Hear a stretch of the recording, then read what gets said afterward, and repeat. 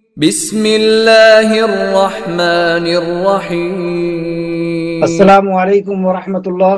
ان الحمد للہ نحمده ونستعینه ونستغفره ونعوذ باللہ من شرور انفسنا ومن سیئات اعمالنا من يهده اللہ فلا مضل له ومن يضلل فلا هادی له۔ بلا شبہ تمام تعریف اللہ ہی کے لیے ہے۔ ہم اس کی حمد اور ثنا بیان کرتے ہیں، اس سے مدد مانگتے ہیں اور اسی سے بخشش طلب کرتے ہیں۔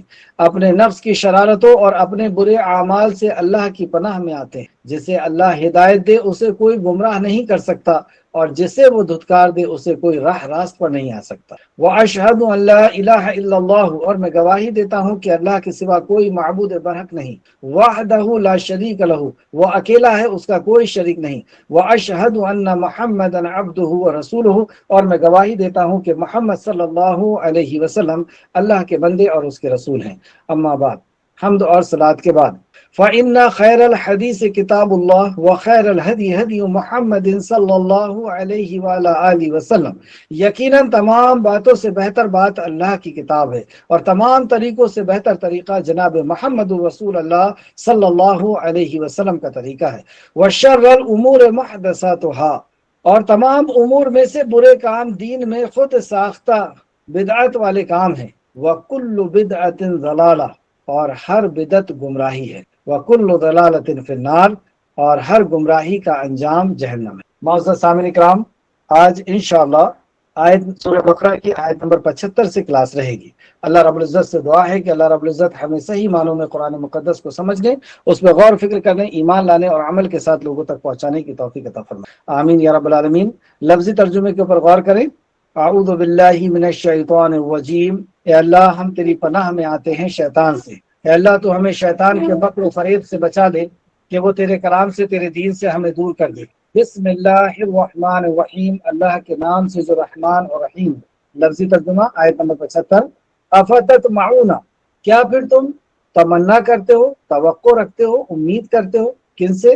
جن کا ذکر پچھلی آیت میں گزر چکا ہے کہ انہوں نے اللہ رب العزت کے کھلے معجزے کو، کہ جس کا خون ہوا تھا، اللہ رب العزت نے معجزاتاً طور پر اسے زندہ کیا، اور اس نے بتایا کہ میرا خون کس نے کیا۔ تو حق بات کو دیکھ لینے کے بعد، جان لینے کے بعد، سمجھ لینے کے بعد اور اس کا انکار کرتے ہیں۔ اور ایسے کئی معجزات یہ پیچھے دیکھ کر کے آ چکے ہیں، اور یہ سارے معجزات دیکھنے کے باوجود بھی یہ انکار کرتے ہیں، یعنی حق کا انکار کرتے ہیں، اور جو عہد اللہ سبحانہ وتعالیٰ سے کیا ہے اس عہد کو توڑتے ہیں۔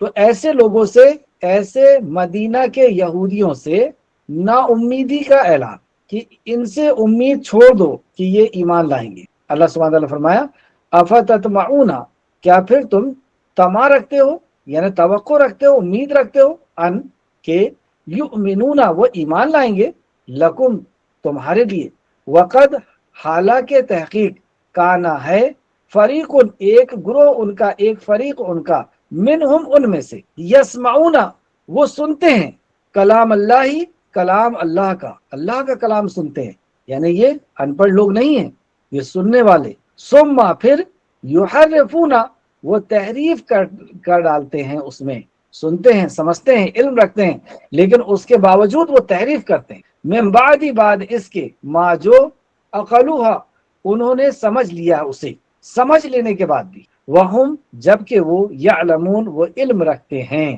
دیکھیں، سنتے ہیں، سمجھتے ہیں، علم رکھتے ہیں، اس کے باوجود وہ تحریف کرتے ہیں۔ اب ایسے لوگوں سے تم نا امید ہو جاؤ، یہ ایمان لانے والے نہیں ہیں۔ وَإِذَا، اور جب، لَقُوا الَّذِينَ، وہ ملاقات کرتے ہیں ان سے، آمنو، ایمان لائے، ان سے جنہوں نے ایمان لائے، ان سے جب وہ ملاقات کرتے ہیں، قالو، کہتے ہیں، آمنا، ہم ایمان لے آئے ہیں، یعنی یہ منافقین بھی ہیں۔ وَإِذَا، اور جب، خلا، علیحدگی میں ہوتے ہیں، بعضهم، بعض ان کے، الی بعض، طرف بعض کے، قالو، تو وہ کہتے ہیں، اتحدثونہم، کیا تم باتیں بتاتے ہو انہیں، بما، جو، فتح اللہ، کھول دی ہے اللہ نے، علیکم، تم پر، یعنی جو تورات میں لکھی ہے، تم مسلمانوں کو جا کر کے وہ بات کیوں بتاتے ہو کہ تورات میں توحید بھی ہے اور محمد رسول اللہ کی رسالت بھی ہے، تم کیوں بتاتے ہو؟ علیکم، تم پر، جو اللہ نے تم پر کھولی ہے تورات میں، تم انہیں کیوں جا کے بتاتے ہو؟ لیحاجونکم، تاکہ وہ جھگڑا کریں تم سے، اگر تم بتا دو گے تو وہ حشر کے میدان میں جھگڑا کریں گے، یعنی دلیل پیش کریں گے، بے ہی ساتھ اس کے، اندا پاس، ربکم تمہارے رب کے، تمہارے رب کے پاس وہ جھگڑا پیش کریں گے۔ افلا کیا پھر نہیں، تعقلون تم عقل سے کام لیتے، یعنی وہ یہودی جو منافق یہودی ہیں ان سے یہ بات کہہ رہے ہیں کہ تم انہیں کیوں جا کر کے بتاتے ہو، اگر تم بتا دو گے تو کل حشر کے میدان میں یہ تو ہمارے خلاف حجت ہو جائے گی کہ انہیں پتا تھا پھر بھی انہوں نے محمد رسول اللہ کی رسالت کو پسند نہیں کیا۔ کتنے بیوقوف، کیا اللہ رب العزت نہیں جانتا؟ اللہ تو سب کچھ جاننے والا، جیسے کہ اللہ نے فرمایا آیت نمبر 77، اولا یعلمون کیا بھلا نہیں وہ علم رکھتا، ان اللہ بے شک اللہ، اولا یعلمون کیا بھلا نہیں وہ علم رکھتے، یعنی یہودی یہ بات کا علم نہیں رکھتے کیا، ان اللہ بے شک اللہ، یعلم وہ جانتا ہے، ما جو یسرون وہ چھپاتے ہیں، وما اور جو یعلنون وہ ظاہر کرتے ہیں، کیا انہیں اتنا بھی نہیں پتا کہ اللہ رب العزت تو سب کچھ جاننے والا ہے، جو وہ چھپاتے ہیں وہ ظاہر کرتے ہیں۔ ومنہم اور ان میں سے کچھ امیون ان پڑھ ہیں، اب یہاں سے ان کا ذکر ہو رہا ہے، ابھی تک عالموں کا ذکر تھا، اب یہاں ان پڑھوں کا ذکر۔ ومنہم اور ان میں سے کچھ امیون ان پڑھ ہیں، لا یعلمون نہیں وہ علم رکھتے، کتابہ کتاب کا، یعنی وہ ان پڑھ ہے جو کتاب کا علم نہیں رکھتا، الا سوائے امانیہ تمناؤں کی، اب جس کو علم نہیں ہوتا وہ تو تمناؤں اور آرزیوں میں جیتا ہے وہ، وَإِنْ اور نہیں، ہم وہ الا مگر، یظنون وہ گمان کرتے ہیں، تمنا اور گمان کرتے ہیں، جنت کے لیے تمنا اور گمانوں میں ہی جی رہے ہیں۔ فویل بس ہلاکت ہے، للذین ان کے لیے جو، یکتمون وہ لکھتے ہیں، کتابہ کتاب کو، بے ایدیہم اپنے ہاتھوں سے، ثم پھر، یقولون وہ کہتے ہیں، ھذا یہ، من عند اللہ پاس اللہ کے طرف سے، پاس سے ہے اللہ کے، لیشترو تاکہ وہ لے لے، کیوں ایسا کرتے ہیں کہ کتاب خود لکھتے ہیں اور کہتے ہیں کہ اللہ کی طرف سے، یعنی کوئی بات لکھی اور کہا یہ دین ہے، ایسا کیوں کرتے؟ لیشترو تاکہ وہ لے لے، بہی بدلہ اس کے، ثمنن قیمت، قلیلہ تھوڑی سی، وہ ایسا اس لیے کرتے ہیں کہ کچھ دین دنیا کی وہ قیمت لے لیں، کچھ عزت و شہرت مل جائے، کچھ دولت مل جائے، کچھ نذرانے مل جائیں۔ فوائل پس ہلاکت ہے، لہم ان کے لیے، مما باوجہ اس کے جو، کتبت لکھا، ایدیہم ان کے ہاتھوں نے، وویل اور ہلاکت ہے، لہم ان کے لیے، مما باوجہ اس کے جو، یکسبون وہ کماتے ہیں، وہ جو کما رہے ہیں، جو عمل کر کے جو کما رہے ہیں ان کے لیے ہلاکت۔ آئے تفسیر کی طرف، تفسیر ابن کثیر جلد نمبر 1 صفحہ نمبر 229 229۔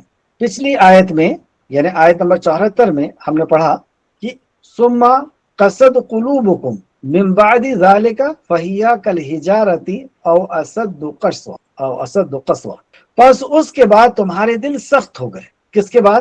اس کے پہلے ایک واقعہ گزرا ہے، ایک قصہ گزرا ہے کہ ایک یہودی شخص تھا جس کی کوئی وارث نہیں تھے، اور ایک ہی بھتیجا تھا جو اس کا وارث تھا، یعنی اس کے مرنے کے بعد بھتیجے کو ہی پوری دولت ملتی، لیکن بھتیجا دولت مند اور دنیا کی عیش و آرام کو جلد سے جلد حاصل کرنے کے لیے اس نے جلد بازی کی اور ایک بڑا جرم کیا کہ اپنے ہی چاچا کو مار ڈالا، اور مار کر کے دوسرے کے گھر کے سامنے رکھ دیا، اور یہ کہنے لگا کہ اس نے مارا ہے۔ جب اس کے فریق اور اس کے فریق آ کر کے آپس میں لڑنے لگے، یہ کہتے تھے اس نے مارا اور وہ کہتے تھے ہم نے نہیں مارا، ہم نے قتل نہیں کیا، تو پھر کچھ پڑھے لکھے لوگوں نے یہ کہا کہ تمہارے بیچ میں نبی موجود ہیں، چلو ان سے اس مسئلے کا حل کرا لیں، یعنی جب ہمارے آپس میں جھگڑا ہو جائے کسی مسئلے کو لے کر کے، تو ہمارے بیچ میں اللہ کا کلام، نبی کا فرمان موجود ہے، ہمیں اس کے طرف رجوع کرنا چاہیے۔ اس واقعے سے ایک سبق یہ بھی ملتا ہے۔ تو بہرحال ان لوگوں نے موسیٰ علیہ السلام کے پاس گئے، موسیٰ علیہ السلام نے اللہ سے دعا کی کہ اللہ یہ بتا دے کہ کس نے خون کیا، اور وہ جنگ و جدال پر اتر آئے ہیں۔ اللہ رب العزت نے وحی نازل فرمائی کہ ان سے کہو کہ ایک گائے ذبح کرے۔ اب یہ گائے ذبح کرنے میں بہت ساری حکمتیں تھیں، اللہ سبحانہ تعالیٰ کا یہ حکم تھا۔ انہوں نے اللہ کے حکم کا سوال پہ سوال کرنا شروع کیا، یعنی یہ کرنا نہیں چاہتے تھے، اللہ کے حکم پر عمل نہیں کرنا چاہتے۔ تو جو اللہ کے حکم پر عمل نہیں کرنا چاہتا ہے وہ دلیل آ جانے کے بعد بھی بحث کرتا ہے۔ دلیل آ گئی تھی ان کے پاس کہ گائے ذبح کرو، بس پکڑتے ہو ذبح کر دیتے، لیکن اندر سے یہ تیار نہیں تھے اس وجہ سے بحث کرنا شروع کیا کہ اس کی عمر کیا ہوگی، اس کا کلر کیا ہوگا، اور اس کی اور وضاحت کیجئے، اور موسیٰ علیہ السلام بھی بار بار آ رہے ہیں۔ یہاں سے ہمیں جو نقطہ ملا وہ یہ کہ جسے اللہ کی وحی پر عمل نہیں کرنا ہوتا ہے، دلیل آ جانے کے بعد وہ بحث کرتا ہے۔ بہرحال انہوں نے ذبح کیا، اور اللہ نے معجزاتاً طور پر اس مرے ہوئے شخص کو زندہ کر دیا جس کا مرڈر ہوا تھا۔ اللہ نے کہا کہ اس گائے کے گوشت کا ٹکڑا ایک اس کے جسم سے ٹچ کرو، مارو، اور وہ زندہ ہو جائے گا۔ وہ زندہ ہو گیا، اور اس نے خود بتایا کہ مجھے میرے بھتیجے نے قتل کیا۔ اتنی بڑی بات سننے کے باوجود، بعد بھی اتنا بڑا حادثہ ہونے کے بعد بھی اس بھتیجے نے اللہ کی قسم کھا کے کہا کہ میں نے نہیں مارا۔ تو اپنے کان سے سن لیا، سمجھ لیا۔ اور ایسا نہیں کہ یہ ایک ہی معجزہ تھا موسیٰ علیہ السلام کا، ایسے کئی معجزات یہ فرعون کے ہاتھ سے مصر سے دیکھتے چلے آ رہے ہیں۔ مصر میں ایسے کئی معجزات ہوئے، ٹڈی کا آنا، پانی کا خون بننا، مینڈک کا عذاب، آندھی اور طوفان کا عذاب، بھکمری کا عذاب، کئی معجزات انہوں نے دیکھے کہ موسیٰ علیہ السلام دعا کر رہے ہیں، ٹھیک ہو رہا ہے، ید بیضا اور لاٹھی کا جو ہے سانپ بننا۔ تو اتنے سارے حق آ جانے کے بعد بھی انہوں نے انکار کیا، تو اس کا نتیجہ کیا ہوا؟ ان کے دل سخت ہو گئے۔ جیسا کہ اچھا، دل سخت کیوں ہوتے ہیں؟ دل کب سخت ہوتے ہیں اور دل کو نرم کیسے کیا جائے؟ حق کو پہچان لینے کے بعد انکار کرنے سے دل سخت ہو، یا تو انسان لگاتار گناہ پہ گناہ کرتا چلا جائے۔ اور دل سخت کب ہوتا ہے؟ جیسا کہ سورہ مائدہ آیت نمبر 13 میں اللہ سبحانہ تعالیٰ نے فرمایا، سورہ مائدہ آیت نمبر 13، چنانچہ ان لوگوں کی اپنے عہد توڑ دینے کی وجہ سے، چنانچہ آیت نمبر 13 سورہ مائدہ، چنانچہ ان لوگوں کے اپنا عہد توڑ دینے کی سبب ہم نے ان کو لعنت کی، یعنی اپنی رحمت سے دور کر دیا، اور ان کے دلوں کو سخت کر دیا۔ تو انہوں نے عہد توڑا۔ کون سا عہد توڑا؟ جو تورات میں انہوں نے کیا تھا، توحید اور رسالت کا عہد۔ رسالت کا عہد کہ آخری نبی محمد رسول اللہ آئیں گے تو ہم ان پر بیعت کریں گے، یا ہم ان کے ہاتھ پر اسلام کو قبول کریں گے۔ اس عہد کو نبی مکرم کو پہچان لینے کے بعد انہوں نے توڑ دیا۔ تو چنانچہ ان لوگوں کے اپنا عہد توڑ دینے کے سبب ہم نے ان کو لعنت کی اور ان کے دلوں کو سخت کر دیا۔ یہ لوگ کلمات یعنی کتاب کو اپنے مقامات سے بدل ڈالتے ہیں۔ پھر دوسرا جرم اللہ نے کیا بتایا؟ کہ یہ اللہ کی کتاب کو بدلتے ہیں، اس کے احکامات کو بدلتے ہیں نا، یا تو لفظ کو بدل رہے ہیں یا تحریف کر رہے ہیں، جو پیچھے ہم پڑھ کے آئے ہیں۔ اس لیے اللہ نے ان کے دل کو سخت کر دیا، یعنی اور پھر اللہ نے فرمایا چنانچہ وہ پتھر کے مانند ہیں یا ان سے بھی زیادہ سخت، اور بے شک کچھ پتھر وہ ہیں کہ ان سے نہریں پھوٹ پڑتی ہیں، اور بے شک ان میں سے کچھ وہ ہیں جو پھٹ پڑتے ہیں، پھر ان سے پانی نکلتا ہے، پھٹ پڑتے ہیں اور ان سے پانی نکلتا ہے، یعنی پتھر سے چشمے جاری ہو جاتے، اور بے شک ان میں سے کچھ وہ ہیں کہ اللہ کے ڈر سے گر پڑتے ہیں، اور اللہ اس سے غافل نہیں جو تم عمل کرتے ہو، وَمَا اللَّهُ بِغَافِلٍ عَمَّا تَعْمَلُونَ۔ یہ ان عالموں کی بات چل رہی ہے جو یہودی عالم ہیں اور نبی مکرم صلی اللہ علیہ وسلم کو خوب اچھی طریقے سے پہچان رہے ہیں، معجزات کو اپنی آنکھوں سے دیکھ رہے ہیں، بڑے بڑے معجزات کو، لیکن اس کے بعد بھی انکار کر رہے ہیں۔ تو اللہ رب العزت نے ان کے دل کو سخت کر دیا۔ اب کتنا ہی پانی اس کے اوپر گرے گا، اس پتھر کے اوپر، اس پتھر سے کچھ بھی خیر نہیں نکل سکتا، کوئی پودا کوئی پیڑ نہیں نکل سکتا، ایسے سخت ہو گئے ان کے پتھر کی طرح دلوں۔ تو آج کی کلاس میں ہم دو اہم بات سمجھنے والے ہیں۔ ایک اکثر لوگوں کی زبان پہ یہ بات آتا ہے کہ اتنے سال سے وہ پڑھ رہے ہیں اور انہوں نے یہ کتاب پڑھ رکھی ہے، انہیں کیوں نہیں سمجھ میں آیا؟ جب ہمیں سمجھ میں آ رہا ہے تو انہیں کیوں نہیں سمجھ میں آیا؟ یا پھر یہ ہو سکتا ہے کہ وہی صحیح ہے، ہم غلط ہیں، ہم جو پڑھ رہے ہیں وہ غلط پڑھ رہے ہیں۔ تو اتنے بڑے عالم یہ یہودی، تورات پڑھے ہوئے ہیں، انجیل پڑھے ہوئے ہیں، اور اس کے بعد رسول اللہ کو پہچان لینے کے بعد مان نہیں رہے۔ اس کی وجہ کیا ہے؟ آج یہ سمجھیں گے ہم کہ اتنا علم آ جانے کے بعد قبول نہیں کر رہے ہیں یا اطاعت نہیں کر رہے ہیں، اس کی وجہ کیا ہے؟ اور آج آپ کے لیے ایک ہوم ورک بھی ہے کہ قرآن یعنی تورات کے تعلق سے جو ہم پڑھتے چلے آ رہے ہیں، یا بنی اسرائیل کہہ کر کے جو اللہ نے خطاب کیا بنی اسرائیل کو، تو تورات کے حق کو ادا نہ کرنے کی کون کون سی شکلیں گزری ہیں؟ جیسا کہ انہوں نے پہلے کہا ایک آیت میں، یعنی آپ کو وہ آیتیں ڈھونڈنا ہے ابھی تک جو ہم نے پڑھ چکے ہیں ان آیتوں میں، اور ہوم ورک کو اچھے سمجھیے کہ تورات کے حق کو ادا نہ کرنے کی کون کون سی شکلیں گزر چکی ہیں۔ جیسے پہلے انہوں نے کہا کہ ہم اس کو اللہ کا کلام مانیں گے ہی نہیں، پھر کہا کہ بدل دیا لفظوں کو، پھر تحریف کیا، پھر کچھ اور، پھر کچھ اور. تو ایسا کیا کیا انہوں نے کیا، اور وہ کون کون سی آیتیں ہیں، اور پھر اس میں کیا انجام ان کا بتایا گیا. تو یہ لکھ کر کے آپ کو دینا ہے، ٹھیک ہے انشاءاللہ. تو آج کی کلاس میں دو اہم باتیں ہیں. پہلا یہ کہ علم ہونے کے بعد، جان لینے کے بعد، سمجھ لینے کے بعد انکار کرنے کی وجہ کیا ہے، نمبر ایک. نمبر دو، جن کے پاس علم نہیں ہوتا ہے ان کی زندگی کیسے ہوتی ہے. جن کے پاس کتاب کا علم نہیں ہوتا ہے، یہ تو علم والے ہیں، جن کے پاس علم نہیں ہوتا وہ کیسے ہوتے ہیں. آیت 75، افتطمعون ان یؤمنوا لکم، مسلمانوں کیا پھر تم توقع رکھتے ہو کہ وہ تمہاری بات مان لیں گے، ایمان لے آئیں گے. یعنی نا امیدی کا ذکر ہے یہود مدینہ سے، کہ مدینہ کے جو یہودی ہیں ان سے نا امیدی کا ذکر ہے کہ کیا پھر تم توقع رکھتے ہو اے مسلمانوں کہ وہ تمہاری بات مان لیں گے، وہ ایمان لے آئیں گے. اب وہ ایمان نہیں لائیں گے، کیا وجہ ہے؟ ان کے دل سخت کر دیا اللہ نے، اور اس کی وجہ اس آیت میں بھی بتائی اللہ نے. آیت نمبر 75، حالانکہ ان میں سے ایک فریق ایسا ہے کہ وہ اللہ کا کلام سنتے ہیں. اللہ کا کلام سنتے ہیں، ایسا نہیں کہ ان کو اللہ کا کلام نہیں معلوم، اللہ کا کلام سنتے ہیں، پھر وہ اسے سمجھ لینے کے بعد اسے تحریف کرتے ہیں، سمجھ لینے کے بعد اسے بدلتے ہیں حالانکہ وہ جانتے ہیں. پھر اللہ نے کہا وَهُمْ يَعْلَمُونَ، وہ علم رکھتے ہیں، وہ جانتے ہیں. تو سنتے ہیں، سمجھتے ہیں اور علم رکھتے ہیں، اس کے بعد بدلتے ہیں. تو ایسے لوگوں سے آپ امید چھوڑ دیجیے، یہ ایمان لانے والے نہیں. یہ تو تھے یہودی. اب ہم اپنے آپ کو رکھیں کہ کیا ہم بھی تو ایسا نہیں کرتے کہ ہم قرآن کو سن رہے ہیں، حدیثوں کو سن رہے ہیں، سمجھ بھی رہے ہیں اور علم بھی حاصل کر لیا، پھر بھی ہم بدل رہے ہیں. کیسے بدلتے ہیں اس کو آگے ہم دیکھیں گے. اور جب وہ ان لوگوں سے ملتے ہیں جو ایمان لائے تو کہتے ہیں ہم بھی ایمان لائے. یہاں پہ وہ یہودی جو منافق ہیں ان کا ذکر ہو رہا ہے کہ جب وہ مسلمانوں سے ملتے ہیں تو کہتے ہیں کہ ہم ایمان لائے، اور جب وہ ایک دوسرے کے ساتھ تنہا ہوتے ہیں تو آپس میں کہتے ہیں، اب جو دوسرے ہیں وہ ان سے کہتے ہیں، ان منافقوں سے کہتے ہیں کیا تم مسلمانوں کو وہ باتیں بتاتے ہو جو اللہ نے تم پر کھولی ہے. کیا تم مسلمانوں کو ایسی باتیں جا کر کے بتاتے ہو جو اللہ نے تم پہ کھولی ہے، یعنی تورات میں جو لکھی ہے، جو صرف ہم جانتے ہیں، وہ جا کر کے مسلمانوں کو کیوں بتاتے ہو؟ ان کو جا کے بتاتے ہو تاکہ وہ تمہارے رب کے ہاں تمہارے خلاف ان باتوں کے بطور حجت پیش کر سکے. پھر کیا تم عقل نہیں رکھتے؟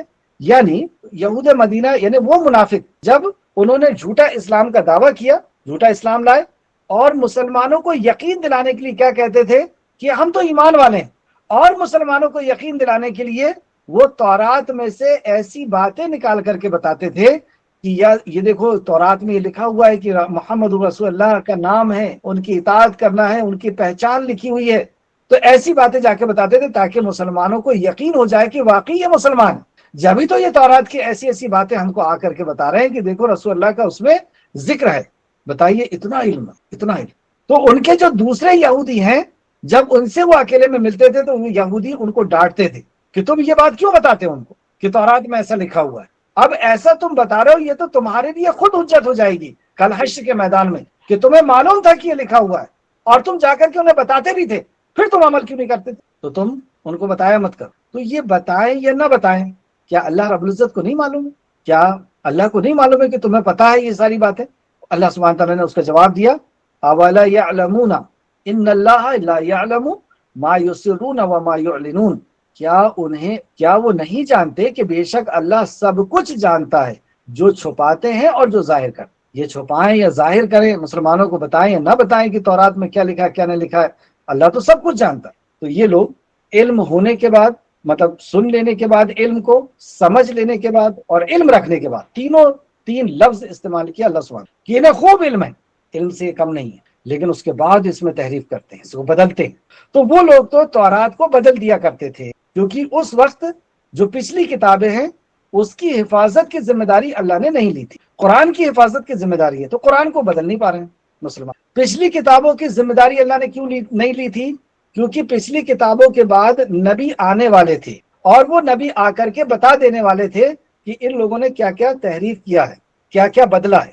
اب کیونکہ آخری یہ کتاب ہے اور آخری نبی ہے محمد رسول اللہ، اب کوئی نبی نہیں آئیں گے، اس لیے اللہ سبحانہ تعالیٰ نے اس دین کی حفاظت کی ذمہ داری لے لیا.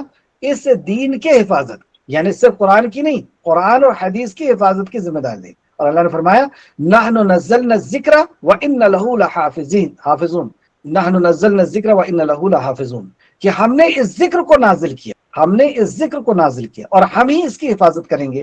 تو اللہ نے جو نازل کیا وہ قرآن و حدیث دونوں ہیں، جیسے کہ ایک دوسری آیت میں اللہ نے فرمایا کہ میرا نبی اپنے طرف سے کچھ نہیں کہتے، وہ وحی کہتے ہیں جو ان کے اوپر وحی نازل ہوتی ہے۔ تو جو اللہ نے نازل کیا ہے وہ قرآن و حدیث ہے، اس سے یہ ثابت ہوا۔ تو اس کی حفاظت کی ذمہ داری اللہ نے لے لی، اسی لیے تو اللہ نے کہا اطیعوا اللہ واطیعوا الرسول، اور ایک مقام پر نہیں، کئی مقام پر، 20 سے زیادہ مقام ہے جہاں پہ اللہ سبحانہ تعالیٰ نے کہا کہ اللہ کی اطاعت کرو، اللہ کے رسول کی اطاعت کرو، یعنی اللہ کی اطاعت قرآن اور اللہ کے رسول کی اطاعت حدیث قیامت تک باقی رہے گی، کیونکہ یہ قرآن جو ہے وہ قیامت تک کے لیے نازل ہو، اور قیامت تک کے لیے اللہ نے آرڈر دیا ہے کہ اللہ کی اطاعت کرو، اللہ کے نبی کی یعنی قرآن و حدیث کی اطاعت کرو، یعنی قیامت تک قرآن و حدیث محفوظ رہے گا۔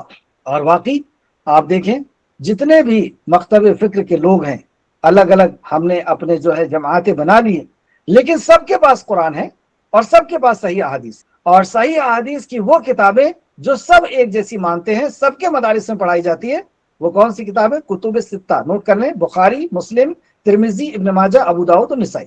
حالانکہ اور بھی بہت سی کتابیں ہیں جس کو سب لوگ مانتے بھی ہیں، لیکن اس 6 کتاب پہ امت کا اتفاق ہے، اور اس کتاب کو سبھی لوگ مانتے ہیں، سب مدرسوں میں پڑھائی جائے۔ تو کتاب و سنت، قرآن و حدیث تو محفوظ ہے۔ پھر بدل دیتے ہیں، کیسے بدلتے ہیں؟ اب بدلتے اس طرح ہے مسلمان کی کہانی اور قصے بیان کر، اور یہ ثابت کرتے ہیں یہ بھی دین ہے، یا یہ کہ وہ جھوٹی حدیثیں بیان کرتے۔ اب ہم اپنا حال دیکھیں کہ جب ہم کسی کو سمجھا رہے ہوتے ہیں دین، تو اس میں کہیں ایسا تو نہیں کہ ہم سنی سنائی حدیثیں بیان کر رہے ہیں، ہم نے خود اس کو چیک نہیں کیا کہ محدثین نے اس کے اوپر کیا حکم لگایا، بس ادھر سے کوئی پوسٹ آئی اور ہم نے اس کو اپنا اسٹیٹس بنا لیا یا لوگوں تک پہنچا دیا، ہم نے اس کو دیکھا نہیں کہ یہ حدیث صحیح ہے یا جھوٹی۔ کیا جھوٹی حدیث بھی ہوتی ہے؟ ہاں، بخاری شریف کی حدیث ہے، نبی کریم صلی اللہ علیہ وسلم نے فرمایا جس نے کوئی ایسی بات مجھ پر کہی جو میں نے نہیں کہا ہوں، وہ اپنا ٹھکانہ جہنم میں بنا دے۔ یعنی رسول اللہ نے خود بتا دیا کہ میرے طرف جھوٹی بات بھی کہی جائے گی، اور جو جھوٹی بات کہے گا وہ اپنا ٹھکانہ جہنم بنا لے۔ وہ اپنا ٹھکانہ، وہ منافق، وہ مشرک نہیں کہا، وہ اپنا ٹھکانہ، وہ کوئی بھی ہو، کتنا ہی اچھا انسان، مواحد کی کیوں نہ ہو، اس نے جان بوجھ کر کے رسول کریم صلی اللہ علیہ وسلم پر جھوٹ بولا ہے تو اپنا ٹھکانہ جہنم بنا۔ تو یہ 2 طرح سے بدل رہے ہیں آج بھی، کہ یا تو جان بوجھ کر کے جھوٹی حدیث لکھ کر کے اور لوگوں تک پہنچا رہے ہیں، یا کسی نے لکھ کر کے دیا ہے اسے پہنچا دے رہے ہیں جھوٹی حدیث، یا لاپرواہی کر رہے ہیں دین کہ ادھر سے آیا بغیر تحقیق کیے اس کو پہنچا دیا، اور یا تو کس سے کہانی ہی بتا کر کے اور اس کو دین ثابت کر رہے ہیں۔ اللہ ہم سب کی حفاظت فرمائے۔ تو ایسے لوگوں کے لیے اللہ نے کیا فرمایا؟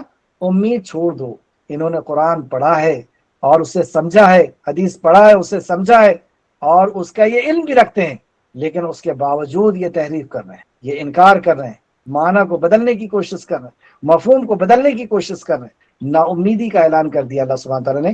اب اس آیت کو پھر سے پڑھیں، مسلمانوں کیا تم پھر توقع رکھتے ہو کہ وہ تمہاری بات مان لیں گے، حالانکہ ان میں سے ایک فریق ایسا ہے کہ وہ اللہ کا کلام سنتے ہیں، پھر وہ اسے سمجھ لینے کے بعد اس میں تحریف کرتے ہیں، حالانکہ وہ جانتے ہیں، حالانکہ وہ علم رکھتے ہیں۔ اور جب وہ ان لوگوں سے ملتے ہیں جو ایمان لائے تو کہتے ہیں کہ ہم ایمان لائے، اور جب وہ ایک دوسرے کے ساتھ تنہا ہوتے ہیں تو آپس میں کہتے ہیں کیا تم مسلمانوں کو وہ باتیں بتاتے ہو جو اللہ نے تم پر کھولی ہے، تاکہ تمہارے رب کے ہاں تمہارے خلاف ان باتوں کو بطور حجت پیش کریں۔ اگر تم بتاؤ گے تو یہ حجت کے طور پر پیش کریں، پھر کیا تم عقل نہیں رکھتے؟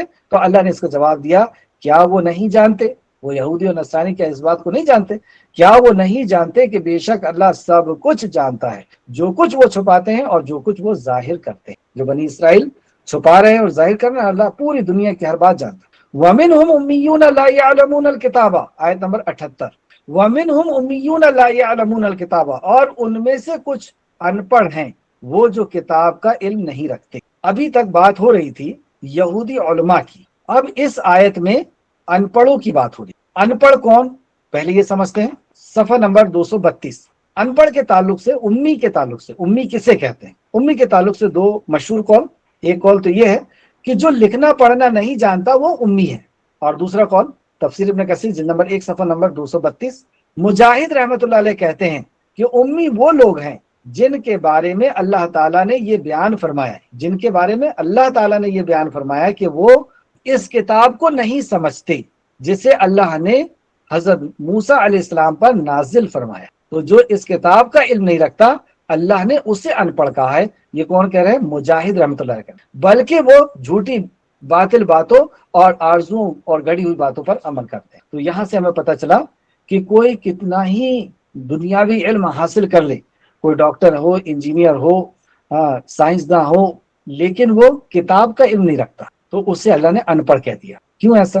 کیونکہ سائنس کا علم، میڈیکل سائنس ہو یا قانون کا علم، یہ ایک فیلڈ کا علم ہے، اس لیے ان کو عالم نہیں کہا جاتا، ان کو ان کے فیلڈ کا ماہر کہا جاتا ہے کہ ہاں یہ سائنٹسٹ ہیں، یہ سائنس کے ماہر ہیں، یہ لائر ہیں، لا کا خوب جاننے والے ہیں۔ عالم نہیں۔ عالم کس کو کہا جاتا ہے؟ جو قرآن کا علم رکھتے ہیں۔ کیوں؟ کیونکہ قرآن کے علم میں زندگی گزارنے کا طریقہ ہے، اور یہ صرف ایک فیلڈ کا علم ہے جو آپ کے ذریعے معاش کے لیے ضروری ہے، جو آپ کی روزی روٹی کے لیے ضروری ہے۔ تو وہ ایک فیلڈ کا علم ہے، اس لیے اس علم کو حاصل کرنے والے کو آپ عالم نہیں کہہ سکتے یا پڑھا لکھا نہیں سمجھ سکتے۔ وہ پڑھا لکھا نہیں ہے، ہاں اس کو کسی ایک فیلڈ کا خوب علم ہے، کوئی اس میں مذائقہ نہیں ہے، لیکن عالم وہ ہوگا جو زندگی گزارنے کے طریقے کو جانتا ہے، جو پاکی کے طریقے کو جانتا ہو، کھانے پینے کے طریقے کو جانتا ہو، ماں باپ کے حسن، ماں باپ کے حقوق کے بارے میں یعنی انسانیت کے حقوق کے بارے میں جانتا ہو، اور جو سارے حقوق کے بارے میں جانتا ہو اور زندگی گزارنے کے طریقے کے بارے میں جانتا ہو، اور جو کتاب ہے۔ تو کتاب کا علم رکھنے والے کو اللہ نے یہاں پہ عالم کہا، یعنی غیر عالم اس کو کہا کہ جو کتاب کا علم نہیں رکھتا، امی کہا اس کو۔ پھر دیکھیں وَمِنْهُمْ أُمِّيُّونَ لَا يَعْلَمُونَ الْكِتَابَ، اور ان میں سے کچھ ان پڑھ ہیں، وہ کتاب کو نہیں جانتے، اس لیے ان پڑھ۔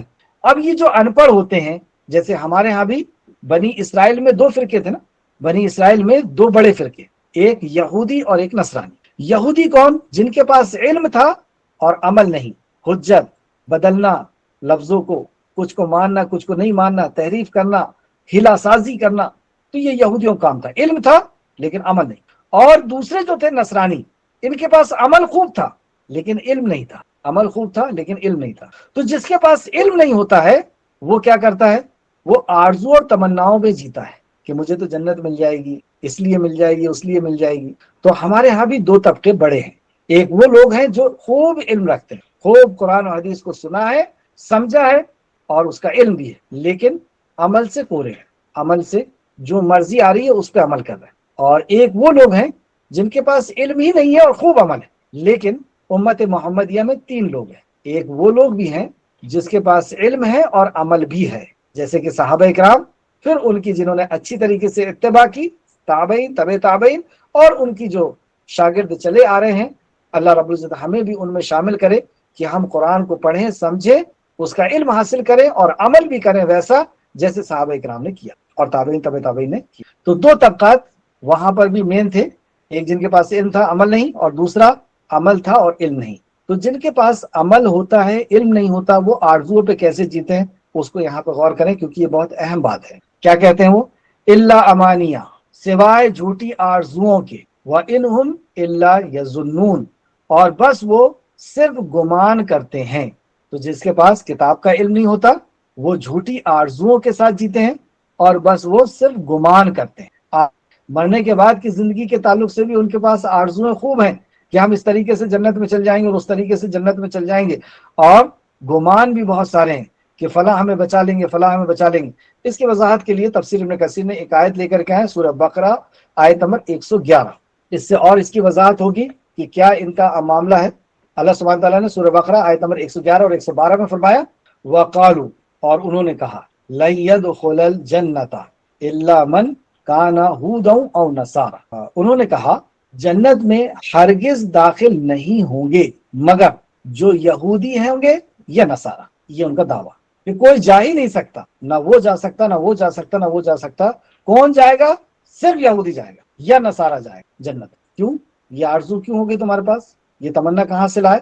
کیونکہ ہم انبیاء کی اولاد ہیں یا ہم فلاں کے شاگرد ہیں۔ ٹھیک، آگے اللہ فرماتا ہے تلک امانیہم، یہ ان کی آرزویں ہیں۔ اللہ فرماتا ہے یہ ان کی آرزویں ہیں کہ وہ یہ کہتے ہیں کہ صرف یہودی اور نصرانی ہی جنت میں جائیں گے۔ پھر اللہ سبحانہ تعالیٰ نے ان سے خطاب کیا اسی آیت میں، قل ہاتوا برہانکم ان کنتم صادقین، کہہ دیجئے کہ اگر سچے ہو تو دلیل پیش کرو۔ کیا دلیل ہے اس بات کی؟ کہ صرف تم ہی جاؤ گے جنت میں؟ کیا دلیل ہے؟ آج بھی کئی لوگ ایسے ہیں جو آ کر کے کہتے ہیں کہ تم جنت میں نہیں جا سکتے، جنت میں تو ہم ہی جائیں گے۔ تو اللہ رب العزت ان سے دلیل مانگ رہا ہے، ہاتھوں برہانکم ان کنتم صادقین، اگر سچے ہو تو دلیل لاؤ۔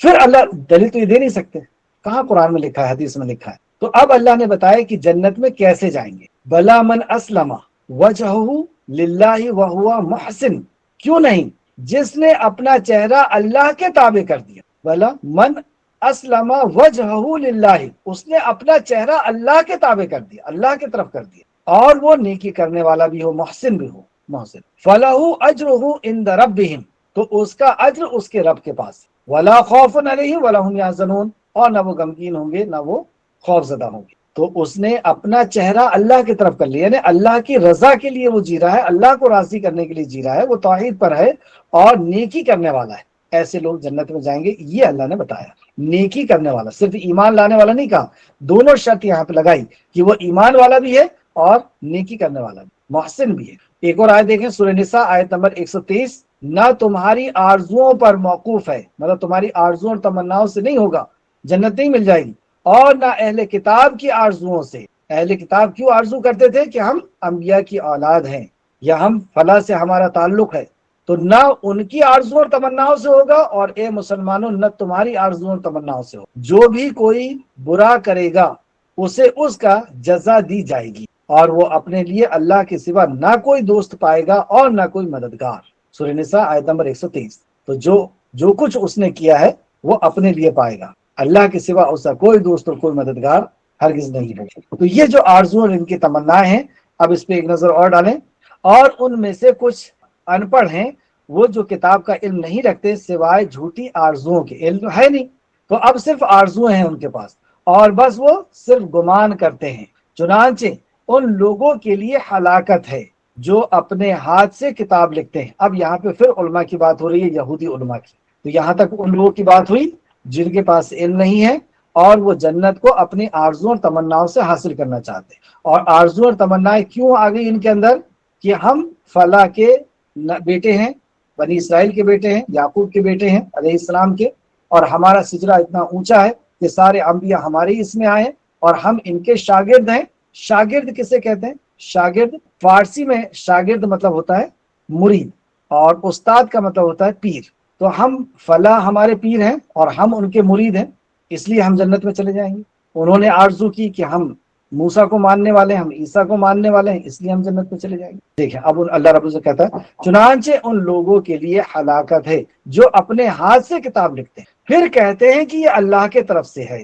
اپنے ہاتھ سے کتاب لکھا اور کہہ رہے ہیں کہ اللہ کی طرف سے۔ یہ تو تھے یہودی، اور مسلمان بھی اگر وہ ایسا کر رہے ہیں کہ جھوٹی باتیں اللہ کے نبی کی طرف لگا رہے ہیں، یا کہانی کس سے اللہ کی طرف نبی کی طرف لگا رہے ہیں، جبکہ علم رکھ رہے ہیں، جبکہ سمجھ رہے ہیں، جبکہ ان کو سن رہے ہیں، وہ تو ایسا وہ کیوں کر رہے ہیں؟ جو ہمارا پہلا سوال تھا کہ اتنے سال یہودیوں پڑھا، یہودیوں نے 20 سال 30 سال انہوں نے پڑھا، اتنے بڑے عالم ہیں یہودیوں کے، اور یہ خوب جان رہے ہیں رسول اللہ صلی اللہ علیہ وسلم کو اپنی تورات میں، اور نبی کریم صلی اللہ علیہ وسلم نے تو یہاں اللہ رب العزت نے قرآن میں یہاں تک فرمایا اے نبی مکرم صلی اللہ علیہ وسلم یہ آپ کو اپنے بیٹے سے بھی اچھے سے جانتے ہیں۔ یعنی ایک باپ بیٹے کو جتنا اچھے سے جانتا ہے، اس کی ایک ایک نقل و حرکت کو، اس سے زیادہ اچھے سے یہ آپ کو جانتے ہیں کہ آپ یہ اللہ کے نبی ہیں۔ پھر یہ کیوں انکار کر؟ سب کچھ جان لینے کے بعد اتنے بڑے بڑے عالم ہیں، اس کا جواب اللہ سبحانہ تعالیٰ نے دیا، اس لیے انکار کرتے ہیں۔ کیوں انکار کرتے ہیں؟ چنانچہ ان لوگوں کے لیے ہلاکت ہے جو اپنے ہاتھ سے کتاب لکھتے ہیں، پھر کہتے ہیں کہ یہ اللہ کی طرف سے ہے، پھر کہتے ہیں اللہ کی طرف سے ہے، تاکہ، کیوں کہتے ہیں ایسا؟ تاکہ اس کے بدلے میں تھوڑی سی قیمت لے لیں، تاکہ اس کے بدلے میں تھوڑی سی قیمت لے لیں، یعنی تھوڑی سی دولت لے لیں، عزت لے لیں، نذرانے، اور یہ ساری چیزیں دنیا کی قیمت ہے۔ حق بات چھپا کر کے اور وہ بات بیان کرنا جو ان کے دل کو اچھی لگے۔ اور ان کے دل کو کیا اچھا لگے گا؟ ہمیں کچھ عمل کرنا نہ پڑے، نہ نماز، نہ صدقہ، نہ زکوٰۃ، نہ حج، کچھ نہیں کرنا پڑے، ہم صرف آپ سے آ کر کے ملیں اور کچھ مسافہ دے دیں، کچھ تحفے تحائف دے دیں، کچھ دولت دے دیں، کچھ عزت دے دیں، اونچی جگہ بٹھا کر کے اور نیچے بیٹھ جائیں سر جھکا کے، تو کچھ عزت دے دیں، کچھ دولت دے دیں۔ یہ دنیا کی آرزویں چاہتے، یہ تھے یہودی، تاکہ اس کے بدلے تھوڑی سی قیمت لے لیں۔ اچھا یہ تھوڑی سی کیوں کہا اللہ نے؟ اگر یہ اس کے بدلے یعنی جو علم ان کے پاس ہے، جو انہوں نے سنا ہے اور جو انہوں نے سمجھا ہے اور جس کا اسے علم ہے، اس کے بدلے میں یہ وہ چیز پیش کر رہے ہیں جو ان کے شاگرد چاہ رہے ہیں کہ انہیں کچھ کرنا نہ پڑے اور ہمیں یہ گارنٹی مل جائے کہ تم تو جنت میں جاؤ گے۔ بعض تو یہاں تک کرتے ہیں شیعہ حضرات کہ وہ باقاعدہ نذرانے لے کر کے اور جنت کا پیڑ لکھ کر کے دیتے ہیں کہ اتنی زمین تمہاری، اتنے پیڑ تمہارے، یہ چاہتے ہیں۔ ان کے شاگرد بھی یہی چاہتے ہیں کہ آپ تو ہم سے کچھ لے لیں دنیا کی چیزیں اور عزت بھی لے لیں اور ہمیں گارنٹی دے دیں کہ آپ ہم کو جنت میں لے جا دیں گے۔ یہ آرزو اور تمنائیں ہیں ان لوگوں کی جو ان پڑھ ہیں، جو قرآن حدیث کا علم نہیں رکھتے، وہ اللہ کے قانون کو ایسا سمجھ رہے ہیں، اللہ یعنی اللہ کو جانتے ہی نہیں کہ اللہ رب العزت اتنا کیا ہے، اللہ کیا نہیں جانتا اللہ رب العزت تمہارے کرتوت کو؟ کیا وہ اس طریقے سے اندھا قانون ہے اس کا کہ کوئی بھی آئے گا اور کسی کو بھی لے کر کے اور جنت میں جائے گا؟ تو اللہ رب العزت نے یہاں پہ بار بار کہا ان کے لیے ہلاکت ہے، ہلاکت ہے، ویل ہے۔ ویل یہ ایک مشہور لفظ ہے عربی کا جو تباہی اور بربادی کے لیے بھی استعمال ہوتا ہے، اور ویل جہنم کی ایک گھاٹی کا بھی نام۔ تو چنانچہ ان لوگوں کے لیے ہلاکت ہے جو اپنے ہاتھ سے کتاب لکھتے ہیں، پھر کہتے ہیں کہ یہ اللہ کی طرف سے، یعنی لکھ لیا کوئی کہانی اور کوئی جھوٹی بات اور کہا اور ایسا پیش کر رہے ہیں کہ یہ دین، اور جو بیچارے سامنے بیٹھے ہوئے انہیں تو پتہ نہیں، اور وہ اس کہانی قصے کو آرزو کو دین سمجھ رہے ہیں۔ کیوں کر رہے ہیں ایسا؟ تاکہ اس کے بدلے میں تھوڑی سی قیمت لے لیں۔ تھوڑی سی قیمت اس لیے کہ پوری دنیا بھی اگر مل جائے گی تو آخرت کے مقابلے میں تو تھوڑا ہی ہے، تو تھوڑی سی قیمت لینا۔ پھر اللہ سبحانہ تعالیٰ فرماتا ہے چنانچہ ان کے لیے ہلاکت ہے، فویل لہم مما کتبت ایدیہم وویل لہم مما یکسبون، چنانچہ ان کے ہاتھ نے جو لکھا اس کی وجہ سے ان کے لیے ہلاکت ہے، یعنی یہ جو نئی تحریف تم نے کی ہے اس کے لیے تمہارے لحاظ، اور جو وہ کماتے ہیں اس کی وجہ سے ان کے لیے ہلاکت ہے۔ اب یہ دین بیچ کر کے اور سچے دین کو چھپا کر کے اور جو دوسرا دین تم نے پیش کیا اپنی مرضی سے، اس کے لیے تمہارے پاس ہلاکت ہے۔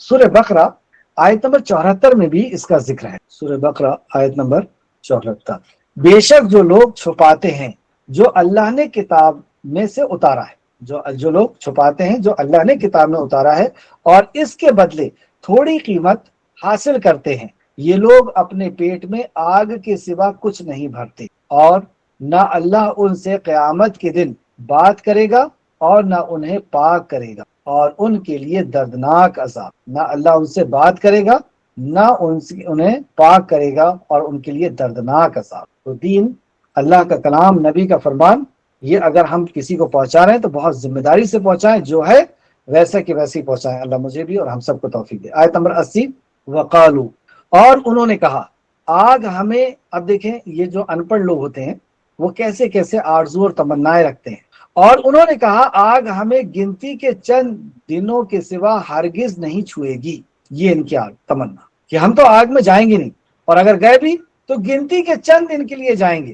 ان کا یہ کہنا تھا کہ جتنے دن ہم نے گائے کی عبادت کی ہیں اتنے دن ہم جہنم میں جائیں گے، پھر ہم نکل جائیں گے اور تم لوگ جہنم میں چلے جاؤ گے۔ یا یہ کہنا تھا ان کا کہ ہم صرف 40 دن کے لیے جہنم میں جانے والے ہیں، جیسے کہ یہاں پہ دیکھیں صفحہ نمبر 233، حضرت ابو ہریرہ رضی اللہ عنہ سے روایت کیا ہے کہ جب اوفی رحمۃ اللہ علیہ نے ابن عباس رضی اللہ عنہ سے اس آیت کی تفسیر میں بیان کیا ہے کہ یہودی کہتے ہیں کہ ہمیں آگ صرف 40 راتوں تک چھوئے گی۔ تو ایک تو ان کا یہ قول تھا کہ ہم کو صرف 40 دن کے لیے جہنم میں جانا ہے، اس کے بعد تم جاؤ، اور دوسرا یہ کہ ہم صرف اتنے دن کے لیے جائیں گے جتنے دن ہم نے گائے کی عبادت کی ہے۔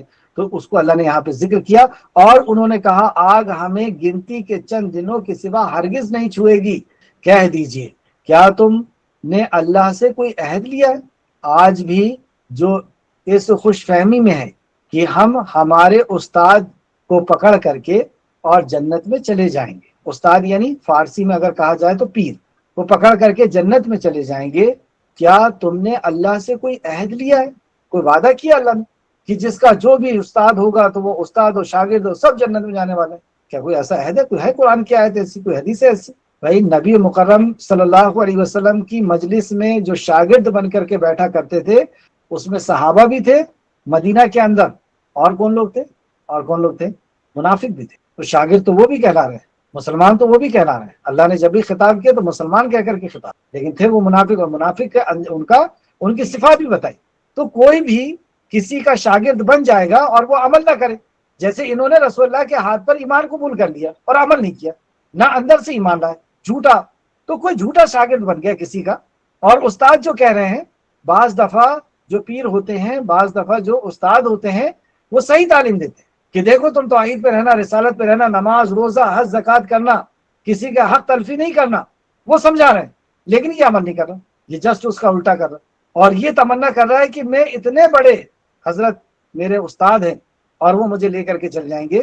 تو یہی آرزو اور تمنائیں تو منافقوں کی بھی تھی اور یہودیوں کی بھی تھی. تو اللہ سبحانہ تعالیٰ نے ایسے عقیدے رکھنے والوں کو کیا کہا؟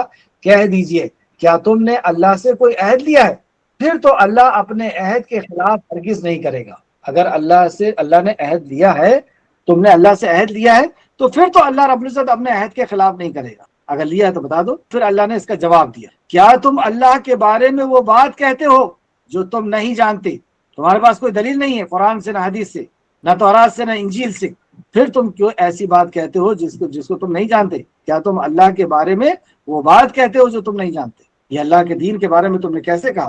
حضرت ابو ہریرہ رضی اللہ عنہ سے روایت کیا ہے کہ جب خیبر فتح ہوا تو رسول اللہ صلی اللہ علیہ وسلم کو بکری زہر آلود گوشت کا تحفہ دیا گیا. تو رسول اللہ صلی اللہ علیہ وسلم نے فرمایا، یعنی جب خیبر فتح ہوا تو ایک یہودی نے نبی کریم صلی اللہ علیہ وسلم کی دعوت کی اور آپ کے سامنے گوشت پیش کیا، اور نبی کریم صلی اللہ علیہ وسلم نے اس گوشت کو لیا اور اپنے منہ کے قریب لے گئے، لیکن وہی آ گئی. تو نبی کریم صلی اللہ علیہ وسلم نے ان سے چند سوال کیے. اس سوال کا ذکر اس حدیث میں ہے اور بخاری نے اس حدیث کو 2 مقام پر لے کر کے آئے. انہوں نے کہا، نبی کریم صلی اللہ علیہ وسلم نے کہا، یہاں جو یہودی موجود ہیں انہیں میرے پاس جمع کیا جائے. گوشت جب آپ کے پاس آیا تو کہا یہاں جو یہودی ہیں انہیں میرے پاس لاؤ. جب وہ جمع ہو گئے تو رسول اللہ صلی اللہ علیہ وسلم نے ان سے کہا، میں تم سے کچھ پوچھنے لگا ہوں، کیا تم مجھے سچ سچ بتاؤ گے؟ انہوں نے کہا جی ہاں. تو نبی مکرم صلی اللہ علیہ وسلم نے پوچھا، تمہارا باپ کا نام کیا ہے؟ تمہارا باپ کون ہے؟ انہوں نے کہا کہ فلاں. انہوں نے کہا کہ فلاں ہے، یعنی ایک شخص کو بلایا، کہا تمہارا باپ کون ہے؟ انہوں نے کہا فلاں. آپ صلی اللہ علیہ وسلم نے فرمایا نہیں، تم جھوٹ کہتے ہو، تمہارا باپ تو فلاں ہے. انہوں نے جواب دیا کہ آپ سچ فرماتے ہیں، مطلب میں نے جھوٹ کہا تھا اور واقعی میرا باپ فلاں ہے، آپ سچ فرمائیں. پھر آپ صلی اللہ علیہ وسلم نے ان سے فرمایا، اب یہ دوسرا سوال کریں، اگر میں تم سے کوئی بات پوچھوں تو کیا سچ سچ بتاؤ گے؟ انہوں نے جواب دیا کہ ہاں. ابو قاسم، رسول اللہ نہیں کہہ رہے، ابو قاسم یعنی قاسم کے والد، نبی صلی اللہ علیہ وسلم کے ایک بیٹے کا نام، بڑے بیٹے کا نام قاسم تھا اور یہ آپ صلی اللہ علیہ وسلم کی کنیت ہے. تو کہا ہاں ابو قاسم، ہم سچ سچ بتائیں گے، اور اگر ہم نے آپ سے جھوٹ بولا تو آپ اس طرح ہمارے جھوٹ کو پہچان لیں گے جس طرح ہمارے باپ کے بارے میں آپ نے ہماری جھوٹ کو پہچان لیا. آپ دوسری بار کیا کہتے ہیں کہ ہم نے پہلی بار تو جھوٹ بولا، پہچان لیا آپ نے، اب اگر ہم جھوٹ بولیں گے تو آپ پہچان لیں گے، آپ پوچھیے، ہم بالکل سچ بولیں گے. پھر نبی کریم صلی اللہ علیہ وسلم نے پوچھا، یہ بتاؤ جہنم میں کون لوگ ہوں گے؟ یہ بتاؤ کہ جہنم میں کون لوگ ہوں گے؟ یہی ہمارا موضوع ہے کہ انہوں نے یہ کہا کہ ہم جنت میں جائیں گے اور تم 40 دن کے لیے ہم جہنم میں جائیں گے بھی، اگر جائیں گے تو باقی پھر تو یہی نبی مکرم نے پوچھا کہ یہ بتاؤ کہ جہنمی کون لوگ ہوں گے؟ کہنے لگے تھوڑے مدت کے لیے تو ہم جہنم میں رہیں گے. کیا کہتے ہیں؟ تھوڑے مدت کے لیے تو ہم جہنم میں رہیں گے، پھر ہمارے بعد تم آ جاؤ گے. رسول اللہ صلی اللہ علیہ وسلم نے فرمایا نہیں، بلکہ تم ذلیل و خوار ہو کر جہنم میں رہو گے، ہم کبھی بھی تمہارے جانشین نہیں بنیں گے، یعنی تمہارے جانے کے بعد ہم کبھی بھی جہنم میں آنے والے ہیں نہیں. پھر رسول اللہ صلی اللہ علیہ وسلم نے ان سے پھر فرمایا کہ اگر میں تم سے کچھ پوچھوں تو کیا تم سچ سچ بتاؤ گے؟ یہ تیسرا سوال. انہوں نے جواب دیا کہ ہاں ابو قاسم صلی اللہ علیہ وسلم. آپ نے فرمایا کیا تم نے اس گوشت میں زہر ملایا ہے؟ انہوں نے اس بات میں جواب دیا تو آپ نے فرمایا تم نے ایسا کیوں کیا؟ مطلب انہوں نے کہا کہ ہاں ہم نے اس میں زہر ملایا، تیسری بات سچ کہہ رہے ہیں، ہاں ہم نے اس میں زہر ملایا. تو آپ صلی اللہ علیہ وسلم نے کہا تم نے ایسا کیوں کیا، کیوں زہر ملایا؟ اب کیا جواب دیتے ہیں یہ سنیں آپ، کہ یہودیوں نے نبی مکرم کو زہر آلود گوشت کیوں دیا تھا. اس کا جواب انہوں نے جواب دیا کہ ہمارا ارادہ یہ تھا کہ اگر آپ جھوٹے ہیں تو ہم آپ سے نجات حاصل کر لیں، اور اگر آپ اللہ کے نبی ہیں تو پھر یہ زہر آپ کو کوئی نقصان نہیں پہنچائے گا۔ یعنی آپ سچے نبی ہیں یا جھوٹے نبی ہیں یہ پرکھنے کے لیے ہم نے یہ زہر آلود گوشت دیا تھا۔ واقعی اگر آپ اللہ کے نبی نہیں ہوتے تو اسے کھا لیتے، اور آپ اللہ کے نبی ہیں، آپ کے پاس وحی آ گئی اور آپ نے اسے نہیں کھایا، اس لیے ہم نے آپ کو پہچاننے کے لیے دیا تھا۔ اس سے کیا پتہ چلا؟ اس سے ایک بات یہ بھی پتہ چلی کہ وہ خوب اچھی طریقے سے کئی طریقوں سے وہ جان چکے تھے کہ آپ اللہ کے نبی ہیں، لیکن اس کے بعد بھی ایمان نہیں لائے۔ کیوں؟ حق کو جان لینے کے بعد، علم ہاں جانے کے بعد اس کا انکار کرنا، یہ اللہ رب العزت ایسے دل کو سخت کر دیتا ہے، پتھر کی طرح کر دیتا ہے۔ اب یہ لوگ ایمان نہیں لاتے۔ اسی کا ذکر اس رکوع کے شروع میں کیا گیا کہ آپ ان سے نا امید ہو جائیں، یہ ایمان لانے والے نہیں ہیں۔ ہاں ان کے پاس علم ہے، سمجھ بھی ہے، اور انہوں نے جان بھی لیا وغیرہ۔ تو یہ مسند احمد نے بھی روایت کیا، جلد نمبر 2 صفحہ نمبر 451، اور اس حدیث کو بخاری نے 2 مقام پہ ذکر کیا، حدیث نمبر 5777، 5777، بخاری شریف حدیث نمبر 3169، 3169۔ اس آیت کو ایک بار پھر سے سماعت فرمائے۔ اور انہوں نے کہا آگ ہمیں گنتی کے چند دنوں کے سوا ہرگز نہیں چھوئے گی، کہہ دیجئے کیا تم نے اللہ سے کوئی عہد لیا ہے؟ پھر تو اللہ اپنے عہد کے خلاف ہرگز نہیں کرے گا۔ کیا تم اللہ کے بارے میں وہ بات کہتے ہو جو اللہ نہیں جانتا؟ ایسی بات کہتے ہو تم اللہ نہیں جانتا؟ آج کی کلاس کی آخری آیت، کیوں نہیں جس نے کوئی برائی کمائی اور اسے اس کی برائی نے گھیر لیا۔ اب اللہ رب العزت ان کے مغالطے کا جواب دے رہے ہیں کہ تم یہ جو خواہش کر رہے ہو کہ ہم فلاں کے امتی ہیں، یا ہم فلاں کے بیٹے ہیں، یا ہم فلاں کے شاگرد ہیں، اس لیے ہم جنت میں چلے جائیں گے، تو اللہ نے اس کا جواب دیا آیت نمبر 81 میں، کیوں نہیں جس نے کوئی برائی کمائی اور اسے اس کا بدلہ برائی نے گھیر لیا، مطلب جس نے جو گناہ کیا ہے وہ گناہ اسے گھیر کر کے رہے گا۔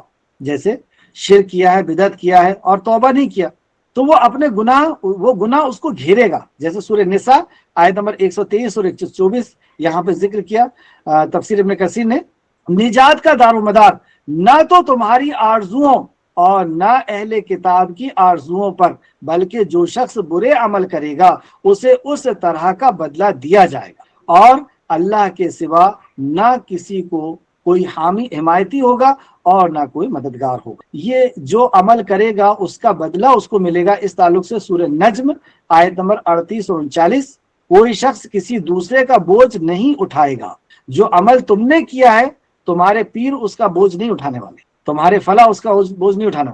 اور یہ کہہ کر انسان کے لیے صرف وہی ہے جس کی وہ کوشش خود کرے گا۔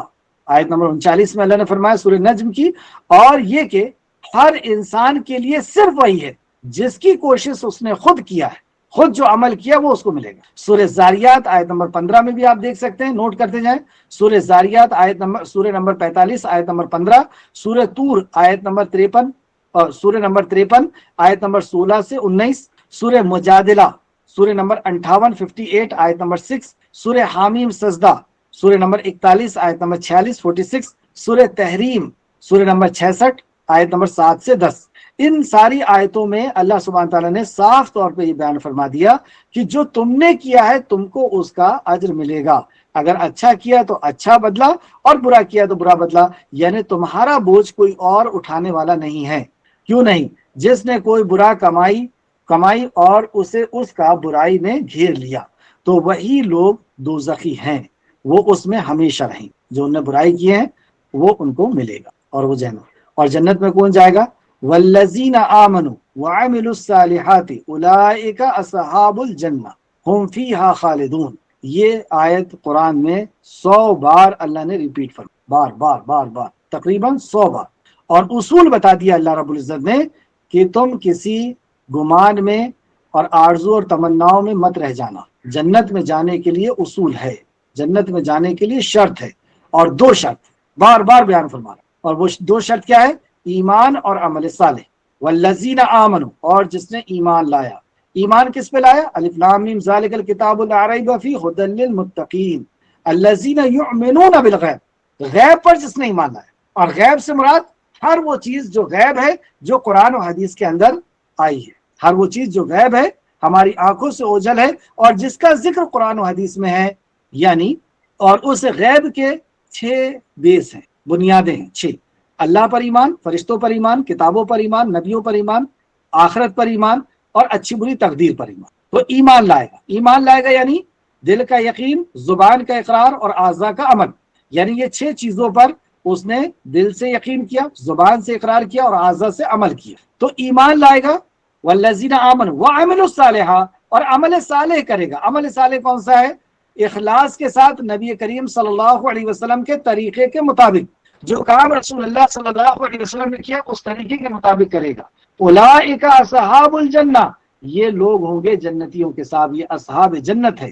ہم فیہا خالدون، اور اس میں ہمیشہ ہمیشہ رہنے والے ہیں۔ ترجمہ دیکھیں، اور جو لوگ ایمان لائے اور انہوں نے نیک کام کیے وہی جنتی ہیں، وہ اس میں ہمیشہ رہیں گے۔ یہ ہے جنت میں جانے کا اللہ رب العزت نے 2 اصول بیان فرما دیے۔ آخر میں اللہ رب العزت سے دعا ہے کہ خالق مالک جو کچھ بھی ہم نے پڑھا اس میں ہمیں مزید غور و فکر کرنے کی تو توفیق عطا فرما۔